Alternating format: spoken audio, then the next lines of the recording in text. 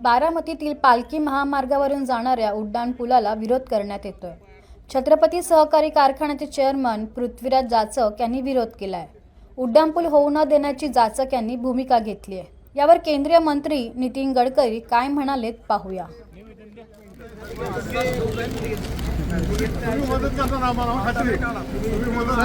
पवार साहेबांकडे 3 मीटिंगा झाल्या, त्यांनी पण सोल्युशन मान्य केलं नाही। आता तुम्ही जे जिद्द ठेवाल तर सगळ्यांना सांगतो, असा जमीन आणि रस्ता पुढे युनिव्हर्सिटी पुढचा पूल काढणार अजितदादांनी मला सांगितलं पोलीस प्रोटेक्शनमध्ये तुमचं काम करून द्या।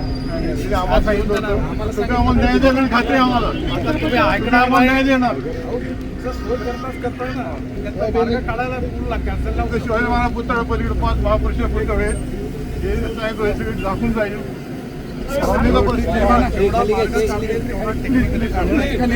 पलीकडे जिद्द काम अर्धवट सोडून देईल, त्यांना पोलीस प्रोटेक्शन मार्ग काढा, मार्ग काढायला तुम्ही मदत करा, विनंती जिद्द कराल तर मग मी असं अर्धवट कामच करू। आदेश करा, रस्ता मोठा जगात मी टेक्निकली बघतो काय साहेब, तेवढा येण्याची 160 आदेश करा तेवढा।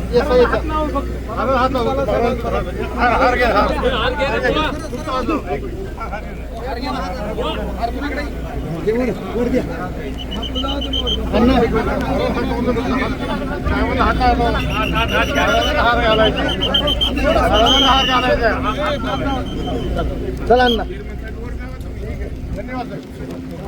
गाडी काढा, एक मिनिट रील स्टार्ट।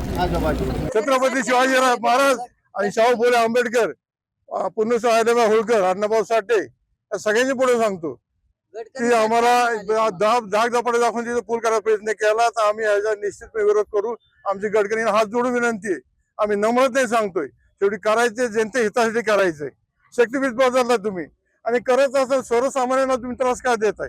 प्रत्येक गावामध्ये, प्रत्येक गावाचा संसद खुर्द संसद बुद्रुक झाले, प्रत्येक गावात भिंत झाली, वर्षातनं एकदा पालखी येते, त्यासाठी तुम्ही शेकडो वर्ष राहणारी माणसं त्याच्या गावची विस्थापित करतात कशाला? हा कुठे विकास आहे? हा विकास नेमका कोणाचा आहे? हा विकास चाललाय कशाचा?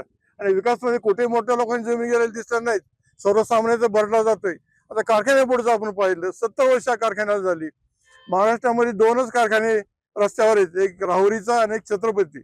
आदरणीय अजितदादा 1 नोव्हेंबरला गैरसंघाचे आले होते, त्यावेळी सगळ्यांची वतीने मी म्हणणं मांडलं होतं की दादा हे त्वरित रद्द झालं पाहिजे। हे जर झालं तर पुढची 100 वर्ष जनता तुम्हाला विसरणार नाही। आदरणीय दादांनी ते शब्द दिला होता की होऊन देऊ नका, आणि हे कशा पद्धतीने होऊन देऊ नका मी गडकरींशी बोलतोय तसं त्या पत्रात लिहिले। गडकरींना मी सकाळी ते सांगितलं, आता सांगितलं, त्यांनी ऐकावं, आताच करू नये। मी तांत्रिकदृष्ट्या बघतो म्हणले। मला आठवते पूर्वी आपल्या महाराष्ट्राचे भूतपूर्व मुख्यमंत्री यशवंतराव म्हणायचे की पुढाऱ्यांनी नाही म्हणायला शिकलं पाहिजे आणि अधिकाऱ्यांनी होय म्हणायला शिकलं पाहिजे। अधिकारी कारण नसताना काही तांत्रिक बाजू काढतायत। हे अधिकाऱ्यांनी काही ठिकाणी तर जिथे गरज आहे तिथं पूल केले नाहीत, तिथं मात्र चौबे रस्ते केलेत आणि नको तिथे पूल घातलेत। हे नेमकं कोणाला हित चाललेलं आहे? त्या बाबतीत जर आमची आजही विनंती, माझी हात जोडून विनंती गडकरी साहेबांना, केंद्र राज्य शासनाला, हे नाही झालं त्या कारखान्याचं जरी भिंत जरी बाबांनो, माझं वय 70 आहे, पुढची पिढी आहे, ह्या पिढीचं पुढचे 100 वर्ष न बुऱ्या नुकसान होईल पूल झालं तर। हे मागच्या बाजूनी मी तिथल्या बरेचशे शेतकऱ्यांशी बोललोय, सगळ्यांची तयारी आहे। तिथं आमच्याच मागितले जाऊन जात सगळे त्यांनीही तयारी दाखवलेली, त्यांच्या वस्तीवर रस्ता जाऊन द्यायची। अजून काय पाहिजे? किंवा पलीकडे घ्यावी ना। आणि जे माझं म्हणणं समजा इथं हे झाले ना, इथले जे स्ट्रक्चर झाले, हे जर शासनाचं नुकसान होत असेल, हा जो खर्च झालेला आहे तो खर्च छत्रपतीचा स्वाभिमानी सभासद दर टनाला पैसे देऊन भरून द्यायला तयार आहे, असं तुम्हाला सर्वांच्या वतीने मी या ठिकाणी शब्द देतो। हे रद्द झालंच पाहिजे असं माझं मत आहे।